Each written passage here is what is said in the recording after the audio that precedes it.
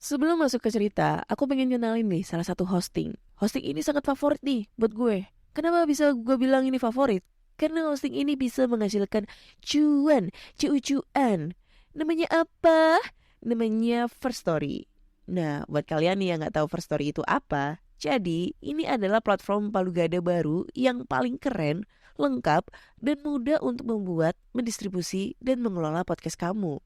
Di First Story ini kalian bisa menggunakan fitur-fiturnya 100% gratis. Kamu bisa mengupload episode terjadwal dan mendistribusikan podcastmu di semua platform hits podcast kesayangan kalian.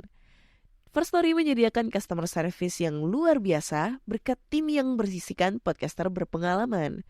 Kamu bisa share podcastmu tanpa ribet dengan F-Link yang akan mencakup semua link platform dan sosial mediamu. Dengan First Story Ads, kamu bisa mengakses monetisasi yang mudah dan beneran nih bisa kamu cairkan sesegera mungkin. Tanpa biaya tambahan dan tanpa ribet. Di garis bawahi, ribet gak pakai ribet ya. Jadi tunggu apa lagi? Gunakan hosting First Story sekarang juga. Hello? Hello? Podcast Network Asia.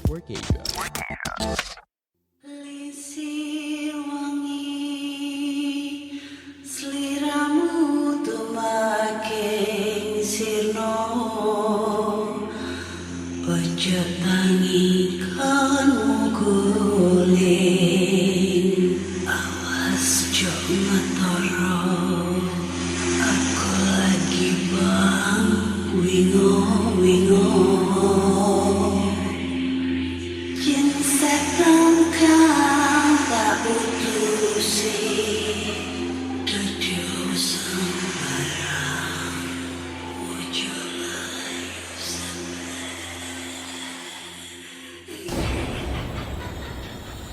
Hai Rek, iya apa kabar?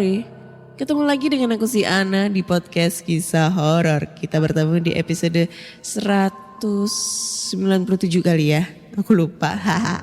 Dan di episode kali ini aku membacakan cerita horor ataupun email berhantu yang sudah dikirimkan teman-teman melalui podcast kisahhoror@gmail.com atau di Instagram podcast kisah horor serta Google Form yang linknya tersedia di bio Instagram podcast kisah horor.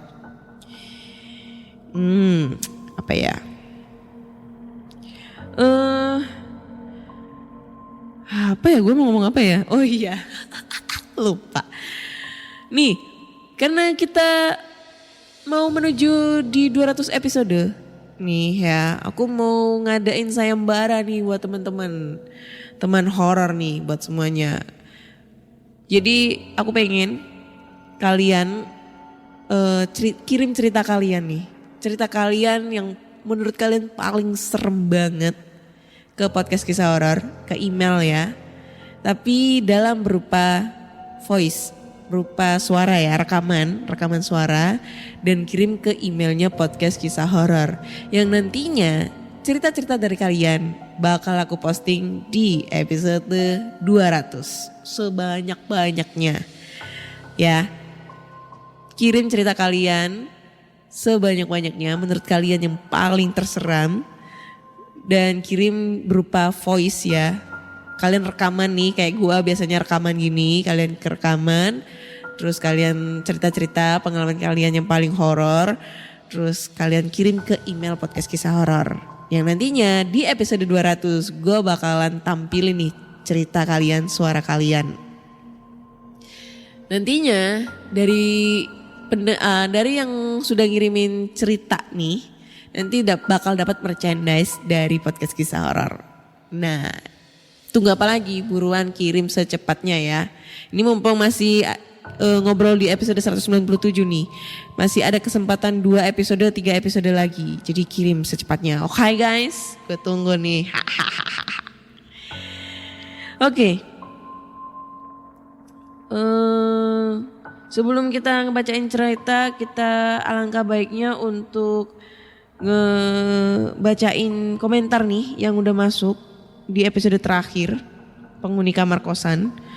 Dan komentar pertama ini dari Dedek Kim. Dia bilang, ya elah mana aku kos lagi. Nah lo, hati-hati lo ya. Lu ngekos hati-hati lu tidur malam-malam ya. Nanti ada yang gedor-gedor atau enggak gitu nemenin lo tidur di samping lo. Oh anjay. Nanti digerebek sama ibu kos. Hati-hati lu ya, Dedek Kim, Dedek gemes. Terus ada lagi komentar dari Hendro Uchiha. Hendruk Uchiha kali ya. Kenapa jadi wasit sih? WK. Kok wasit? Gue jadi lupa nih. Cerita yang mana nih wasit? Terus ada lagi dari Ipal Mozaki. Candu banget suara lu Ana. Suara bindeng kayak gini candu. Ngelindur lu. Oke, itu dari komentar-komentar teman-teman horor nih ya. Terus gue mau ngasih review nih. Kemarin kan gue habis nonton Pengabdi Setan 2 tuh. Yang film yang ditunggu-tunggu. Dan menurut gue antara nilai 1 sampai 10 gue kasih nilai 8. Kenapa 8? Karena menurutku ceritanya ini lebih ke thriller ya. Bukan horor banget nih. Lebih ke supranatural gitu. Karena ini ceritanya tentang aliran sekte gitu ya. Sekte-sekte gitulah pokoknya, kayak berasa film-film barat gitu. Cuma bukan horor-horor kayak Conjuring dan lain-lain gitu. Terus endingnya itu ngegantung cuy. Ada season 3-nya nih kayaknya ini ya. Endingnya tuh siapa pemainnya? Yang anaknya Farid Albar tuh. Iya Farid Albar tuh. Gitu. Endingnya itu ada kayak lanjutannya. Nggak tahu ini ke Pengabdi Setan 3 itu bakal muncul berapa tahun kemudian gitu ya. Nungguin filmnya tuh udah lumayan lama banget. Tapi seremnya dapet sih. Kalau gue seremnya dapet. Terus ada adegan-adegan berdarahnya juga. Walaupun yang pas adegan siapa tuh yang penghuni kos yang anaknya itu ketusuk sama garpu itu kelihatan banget fiktifnya itu. Yang si Ratu Felisa itu bintang horor tuh, itu lumayan tuh. Kayak apa ya adegannya dia pas masuk di tempat pembuangan sampah terus kebalik gitu. Aduh anjir, itu serem sih. Sama yang ini nih, gue paling serem tuh yang lihat jenazah-jenazah yang ada di tiap kamar-kamar rusunnya itu. Anjir, serem banget cuy. Malam-malam gitu kan kita ngecek itu jenazah tiap kamar, anjay. Serem. Tapi ya itu tadi menurut gue kasih nilai 8 lah ya. Karena gue tuh lebih seneng yang horor-horor yang model-model Conjuring kayak gitu. Kalau semacam kayak gini-gini kurang begitu greget menurutku. Tapi dibandingkan dengan film-film horor Indo lainnya, gue selama film-film horor Indo yang udah keluar nih di bioskop, gue cuma nonton Pengabdi Setan. Kayak Ivana, katanya Ivana itu serem sih, gue belum nonton, agak kurang tertarik. Danur ya juga belum nonton. Terus apalagi tuh? Kuntilanak, apa segala macam mereka yang tak terlihat itu aku belum nonton. Bukan karena nggak sempet, tapi memang agak kurang tertarik gitu aja sih. Tapi kalau Pengabdi Setan emang gue tertarik karena gue ngikutin yang Pengabdi Setan yang film tahun dulu itu gue nonton itu pas zaman SD. Nah itu serem banget. Terus di recycle ulang sama Joko Anwar. Pengabdi Setan yang terbaru itu gue ngikutin. Jadi gue kalau udah ngikutin dari pertama gue bakal ikutin terus tuh ceritanya ya. Gitu kurang lebihnya. Tuh serem banget sih sumpah. Oke, langsung aja kita masuk ke cerita horor nih ya. Dan cerita pertama ini datang dari email. Ntar dulu, ini. Judulnya adalah Jalur Gaib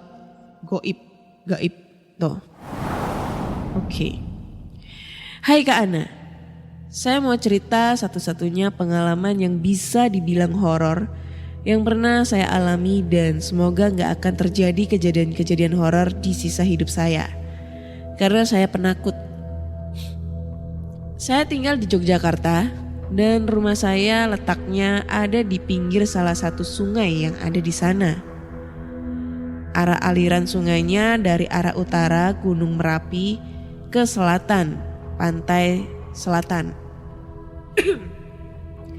Pada malam itu saat saya sedang tiduran di kamar lantai 2, secara sangat tiba-tiba ada saat di mana suasana dan atmosfer menjadi berubah, menjadi hening dan singup.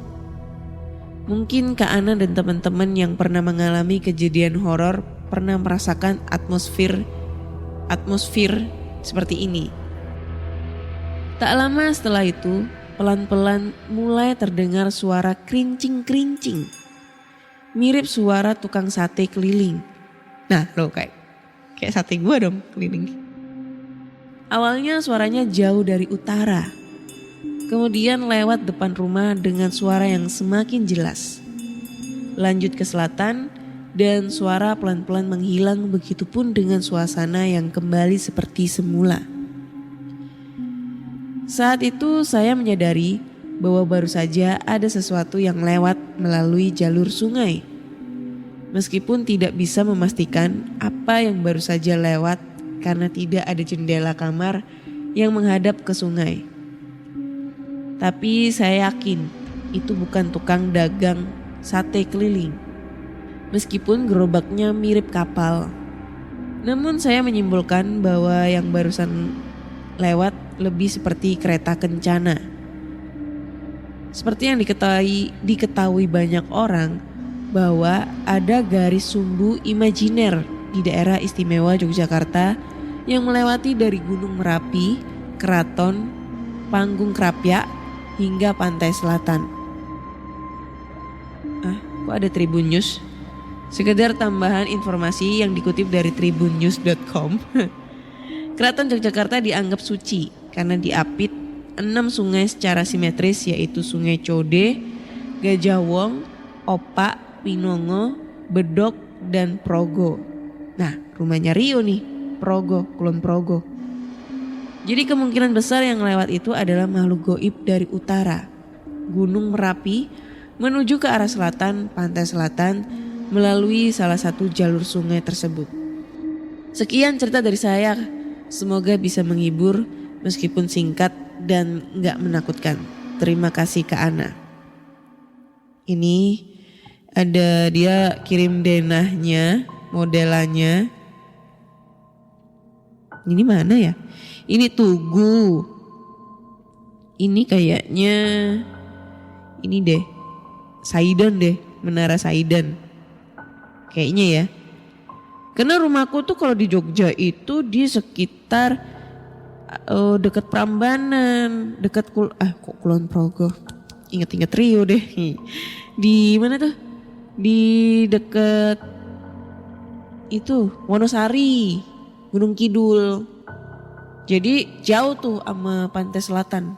Rumahku kalau ke arah Parangtritis itu jauh. Kalau ke arah kota Tugu itu lumayan 1, berapa 1 jam lebih lah ya kalau naik motor karena lewatin ring road. Nah kalau ke Bantul itu lumayan jauh lah gitu, maksudnya ke arah pantai selatan tuh jauh banget. Kalau Merapi juga lumayan jauh. Jadi kalau cerita ini ya gue gak bisa ini bilang halu, gue gak bisa bilang. Karena ini kepercayaan masing-masing di setiap daerah. Kenapa? Gue juga masih turunan orang Jogja, karena bapakku juga orang Jogja. Jadi dari kecil gue sudah dicekokin masalah sejarah-sejarah tentang Roro Jonggrang, Bandung Bondowoso, Ratu Boko, ya kan, Nyi Roro Kidul dan lain-lain. Jadi lebih ke kayak apa ya, urban legend kayak gitu.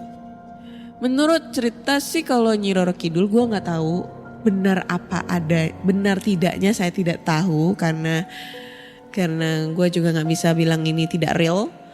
Tapi kalau menurut kepercayaannya yang dulu bahwa Nyi Roro Kidul adalah selir atau apa ya, istri dari Hamengkubuwono pertama apa kedua, aku nggak tahu sih, lupa kayak gitu-gitulah. Jadi ibaratnya tanah di Jogja itu masih memegang teguh kepercayaan adat istiadat yang kejawen banget, kayak gitu-gitulah pokoknya. Jadi gue nggak bisa bilang ini halu ya, nanti gue diprotes lagi ya. Ini lebih ke urban legend sih. Gue nggak pernah, makanya kayak misalnya nih mitos di Parangtritis. Di pantai Parangtritis itu kan airnya kan hijau. Nah, setiap pengunjung di sana itu dilarang memakai baju warna hijau. Satu. Nah, kenapa kok dilarang memakai baju warna hijau? Takutnya nanti penunggu pantai selatan itu marah.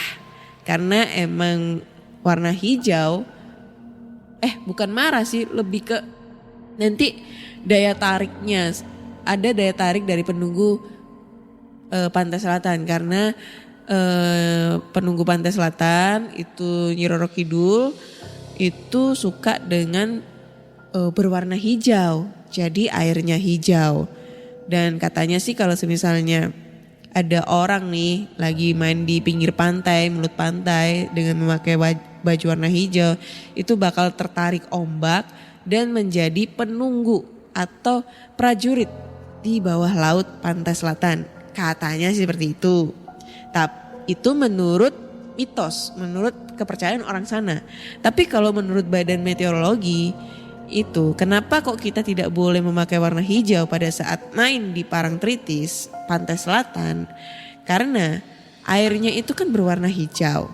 Secara logis ya ini. Dan kalau kita memakai baju warna hijau dan main di bibir pantai yang kita tahu ombaknya itu dia tuh sangat besar banget. Itu bisa bisa membuat hanyut kita, sehingga pencarian dari SAR untuk mencari kita tuh sangat sulit. Kecuali kalau kita ngambang nih. Kalau kita udah ngambang, tapi kalau udah di bawah laut itu sulit. Kenapa kok sulit? Karena ya itu tadi, airnya kan hijau. Kita memakai baju hijau. Jadi sulit untuk mencari. Karena warna baju dengan airnya itu sepadan. Menyerupai. Jadi kayak sulit banget lah untuk cari-cari gitu-gitulah lebih tepatnya itu. Jadi ada dua kepercayaan secara supranatural, lebih ke urban legend, sama secara logika, secara pokoknya secara metafisika gitulah. Nggak paham, intinya kayak gitulah gitu guys. Tapi ya tetap sih dimanapun kalian berada, kalau kalian main di pantai, entah itu pantai selatan, pantai utara, timur, laut, barat daya, kalau lagi pasang nih ya, kalau airnya lagi pasang, itu jangan main di pinggir pantai. Takutnya ombaknya lagi gede, kaliannya itu kemakan ombak, akhirnya kebawa arus ke tengah gitu. Apalagi kalau gak bisa berenang, bahaya cuy. Kayak gitu ya. Oke, next lanjut ke cerita berikutnya. Cerita kali ini datang dari yang namanya siapa nih? Oke, ini namanya Anton yang mau ngeceritain tentang pengalaman omnya nih. Kali ini aku mau nyeritain tentang pengalaman omku yang namanya Joko, yang waktu itu bekerja di sebuah proyek. Jadi dulu Om Joko pernah menjadi mandor di sebuah proyek pembangunan hotel di daerah Jogja. Nah Jogja lagi loh. Seperti kebanyakan cerita, Om Joko gak terlalu tahu seluk beluk lokasi yang berkaitan dengan hal-hal mistis. Kala itu Om Joko menyewa tukang dan kuli dari daerah Gunung Kidul. Jumlah mereka sekitar 15 orang. Mereka tiba saat sore hari menjelang maghrib. Si bapak-bapak ini lantas mengobrol dengan sopir kendaraan yang ditumpanginya tadi sampai menjelang isya. Tak lama mereka mulai akrab dengan tim yang dibawa Om Joko. Om Joko mulai membagi kamar yang bisa mereka huni saat di proyek itu. Setelah deal, mereka ber-15 yang sengaja dijadikan satu komplek, kamar berdekatan, langsung menuju tempat masing-masing. Beberapa menit setelah kepergian mereka, tiba-tiba secara berbondong-bondong mereka kembali dan membatalkan niatan kerja mereka. Om Joko kaget. Belum juga setengah hari mereka di sana sudah minta balik saja. Om Joko mencoba mengorek info. Apa gajinya yang kurang pas atau masalah pembagian kamar. Mereka serentak menjawab kalau tadi dicegat 2 pocong saat menuju lokasi. Kalau dipikir-pikir, pocongnya cuma 2, sedangkan mereka ada 15. Kenapa mesti takut? Jika bukan kalah jumlah, apa mungkin kalah ukuran? Sebut saja jika pocongnya kelewat tinggi, setinggi bangunan. Malam pertama tidur di hotel yang belum jadi itu, Om Joko sudah digoda. Om Joko saat itu tidur di dekat pintu geser. Sebelahnya ada tante. Untuk keperluan konsumsi tante diajak. Gimana sih? Konsumsi apaan nih? Pas enak-enak tidur, pintu geser itu terbuka dan tertutup dengan perlahan. Oh, tantenya dia. Kali ya. Om Joko sontak terbalak matanya. Kaki si tante ditendang-tendang. Yang, pintunya gerak sendiri, ujar Om Joko mencoba membangunkan tante. Iya, biarin, pintunya otomatis, ujar tante sambil pindah posisi. Om Joko antara ketakutan dan kepingin ngakak melihat respon tante. Pintu otomatis gundulmu. Kira-kira itulah isi hati Om Joko. Setelah beberapa hari di sana, Om Joko gak seberapa terganggu. Semacam udah biasa. Saat beliau dan beberapa survivor yang notabene masih teman-temannya sendiri duduk-duduk bersantai sambil menikmati gorengan bikinan tante, sembari mengunyah wajan, salah satu teman Om Joko nyeletuk. Jok, di sini tidur susah banget ya, ujar temennya. Iya, nyamuknya banyak banget, ujar Om Joko gak peka. Bukan nyamuk doang, Jok, yang lain juga banyak, sambungnya. Wis gak usah cerita, nanti malah bikin gak semangat. Timpal Om Joko yang malah memicu temannya untuk bercerita. Awal kisah si teman ini dapat kamar besar muat sampai 4 orang. Saat semua sudah tidur di posisi masing-masing, orang ini sedikit terusik. Ada bunyi kecil yang tidak seharusnya di lokasi, yaitu bunyi tawa perempuan. Dipikir suara tante. Orang ini kembali menarik sarungnya. Tak lama, suara tawa berubah menjadi tangisan merintih. Aduh, si Joko kenceng amat sama istrinya sampai nangis gitu, ujarnya sambil menggosok telinganya. Cur, sebuah bunyi seperti air mengalir. Mengaitkan dengan keberadaan Pak Sutri di dekat lokasi, si bapak ini manggut-manggut maklum. Hingga dia tersadar kalau itu dari keran kamar mandinya. Ditatap satu-satu saudara seperjuangannya itu sudah melingkar kedinginan. Dia makin curiga. Perlahan-lahan dia bercingkrak mendekati kamar mandi. Dengan tangan gemetar diputarlah knop pintunya. Di ujung lokasi terdapat sebuah keran liar yang mengucurkan air deras. mencoba berpikir positif, si bapak ini menutup kerannya dan beranjak pergi. Beberapa saat setelah pintu ditutup, keran kembali nyala. Kondisi gelap dan dingin mulai membuat merinding. Tapi yang namanya malfunction. Apa sih nggak tahu nih. Ya itulah pokoknya. Itu hal lumrah. Si bapak ini multifungsi, anjir lah. Ya multifungsi itu hal lumrah. Si bapak ini nggak berpikir macam-macam. Dia buka dengan lugas pintu itu. Kini di depannya berdiri sedikit membungkuk seorang wanita. Si bapak tercekat. Pasalnya, dia melihat bagian belakang wanita itu ada lubang menganga dengan beberapa organ terlihat. Kalau Kak Ana pernah main game Silent Hill, ya seperti itulah kondisinya. Bedanya di Silent Hill itu suster, kalau ini wanita berbaju putih biasa. Si bapak langsung ambil langkah 1000 menuju tempat tidurnya. Di belakang si bapak ini terdengar tawa cekikikan yang sangat familiar.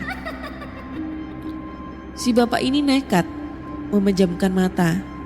Entah nanti bakal didatangi atau gimana, si bapak gak ambil pusing. Yang penting tidur. Tak lama terdengar bunyi yang aneh lagi. Seperti anak kecil tertawa, disusul langkah kaki yang cepat. Klimaks dari penderitaan si bapak ini adalah bunyi-bunyi orang mengobrol diselingi hantaman palu layaknya orang kerja. Om Joko yang mendengar cerita tersebut hanya bisa terkekeh karena dia nggak mengalami sendiri. Namun tawanya jadi bumerang. Manakala keran di kamar mandinya menyala sendiri. Setelah itu terdengar bunyi hantaman ke tembok. Bunyinya berputar mulai dari depan hingga depan lagi. Tante yang gak takut malah menggedor balik. Namun malah menambah parah keadaan. Bunyi pun bertambah. Ada suara gergaji, ada suara palu. Persis ketika jam kerja proyek. Om Joko dengan pertahanan tinggi melalui malam itu. Pernah suatu ketika salah satu tukang alatnya tertinggal di kamar. Kondisi saat itu masih sore, sekitar 4:30 sore.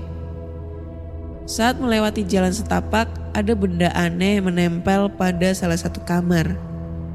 Benda itu seperti keset berwarna hitam dengan ujung runcing-runcing.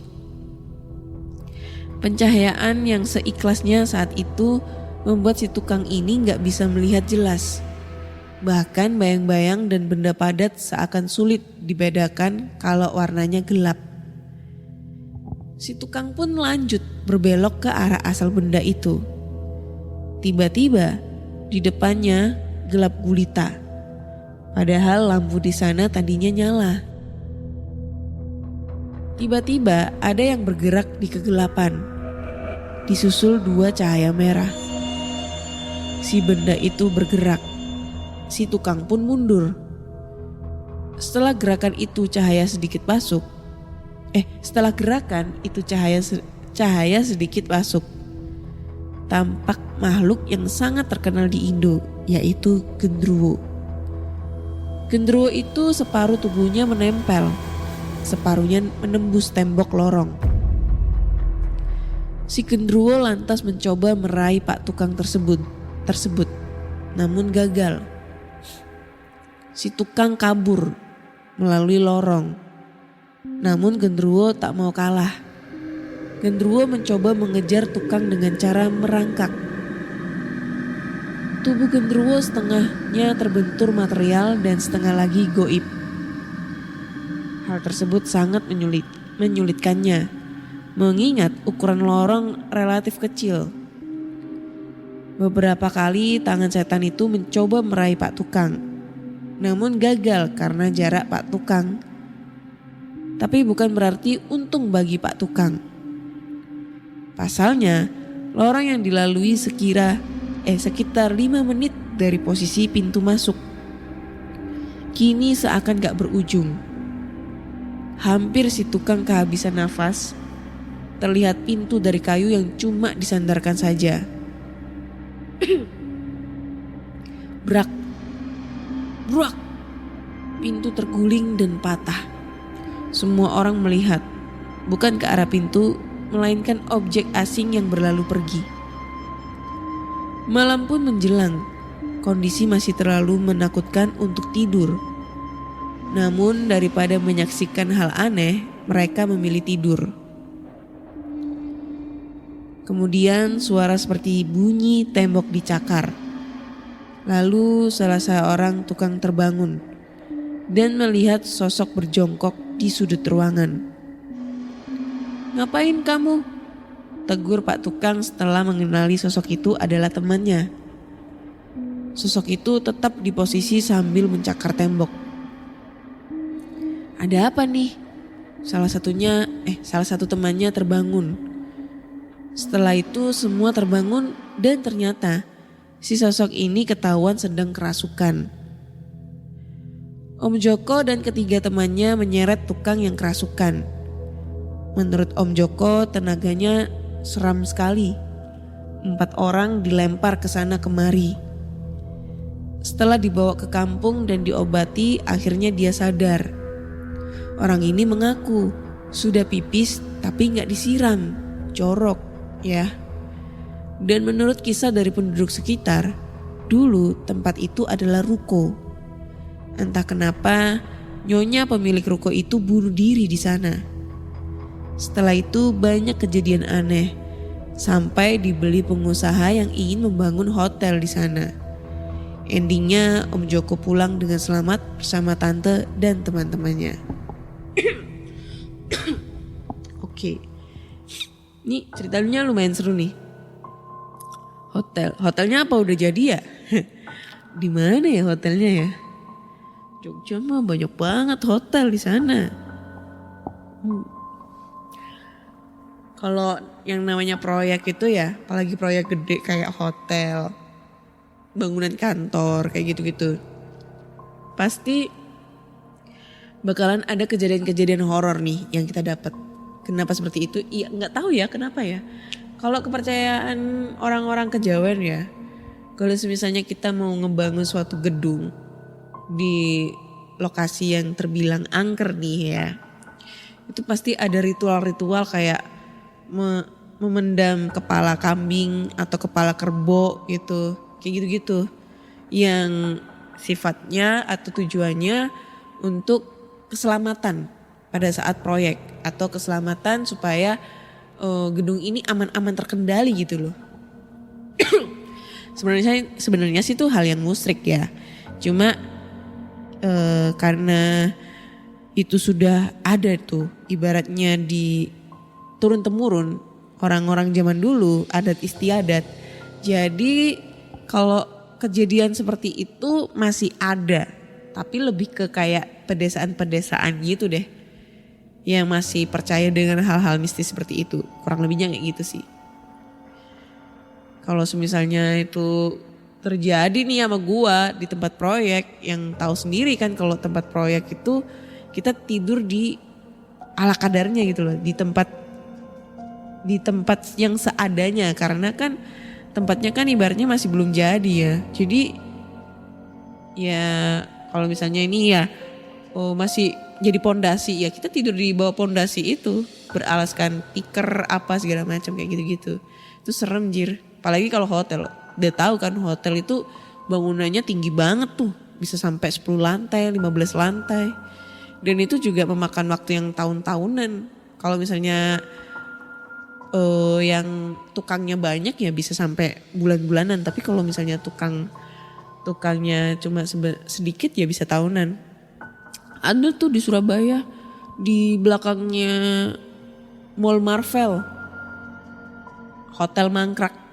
dari zaman gue kuliah tahun 2010 sampai sekarang itu bangunannya nggak jadi-jadi, masih mangkrak. Nggak tahu tuh kelanjutannya kayak gimana. Dulu gue mau explore di sana tapi nggak bisa cuy, ditembok, terus ada yang jaga, nggak boleh. Tapi kalau misalnya gue explore di sana terus gue harus naik tangga satu persatu sampai di lantai yang paling atas tuh. Kalau gue hitung itu ada sekitar 20 lantai, capek cuy. Iya enggak? Iya enggak ya? Gitu guys. Oke, kayaknya cukup sekian cerita di episode kali ini ya. Ini 2 ceritanya ini sama-sama kejadiannya di Jogja nih. Kita tahu ya Jogja itu banyak banget hal-hal mistisnya. Jogja adalah kota sejuta mistis. Selain Jogja ada juga Bali, Kalimantan tuh. Jadi buat teman-teman nih yang berdomisili di Jogja atau mungkin nih kalian pernah punya pengalaman horor di Jogja, kalian bisa langsung aja kirim ceritanya ke podcastkisahhoror@gmail.com. Atau nih kalian bisa langsung aja rekaman sendiri, cerita-cerita sendiri kayak gua nih atau mungkin kayak podcaster horor lainnya.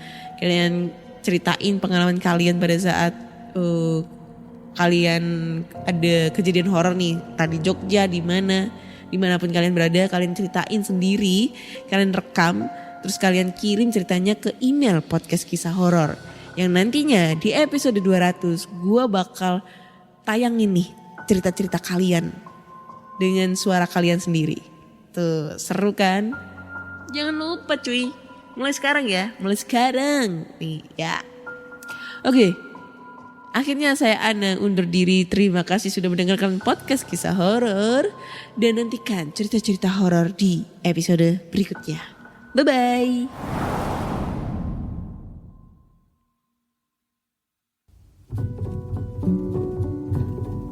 Pandangan dan opini yang disampaikan oleh kreator podcast, host, dan tamu tidak mencerminkan kebijakan resmi dan bagian dari Podcast Network Asia. Setiap konten yang disampaikan mereka di dalam podcast adalah opini mereka sendiri dan tidak bermaksud untuk merugikan agama, grup etnik, perkumpulan, organisasi, perusahaan, perorangan, atau siapapun dan apapun.